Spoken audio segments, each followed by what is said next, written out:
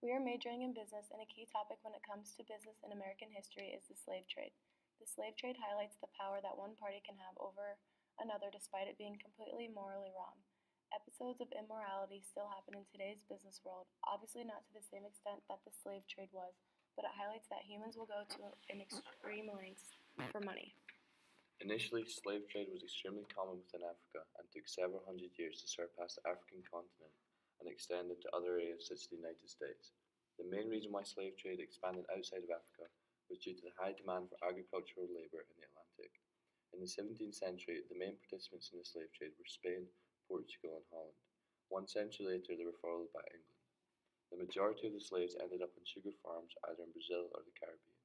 Sugar production in Brazil was monitored by the Portuguese, whereas the Caribbean was monitored by the Dutch, French, and the British. The American colonies imported less than 10% of slaves from Africa.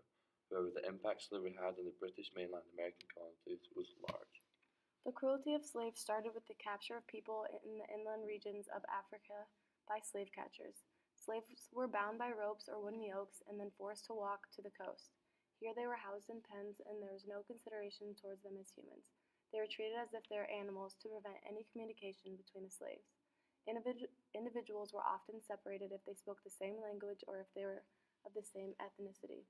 The journey across the Atlantic, also known as the Middle Passage, cost many lives.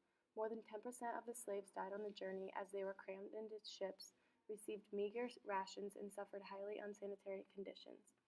Tightly packing slaves maximized the number of bodies they were able to put on ships, but in turn they had no concern about their health, since the more slaves the slave trader could bring, the more money they made. Slaves lived in these conditions for months during the travel across the Atlantic. During the 17th century, slaves typically arrived in the Caribbean to be seasoned before being sent to the British mainland colonies. The process of seasoning included physical and psychological adjustments to make sure the people were ready for the brutality of slavery. During the 18th century, the demand for slaves increased dramatically. Based on this change, many slave traders skipped the seasoning process in the Caribbean and sent the slaves directly to Sullivan's Island, also known as the Black America's Ellis Island, which was in British North America. The slaves that were not seasoned in the Caribbean were called saltwater slaves because they were coming directly from Africa. After a period of quarantine, slaves were transported to the slave market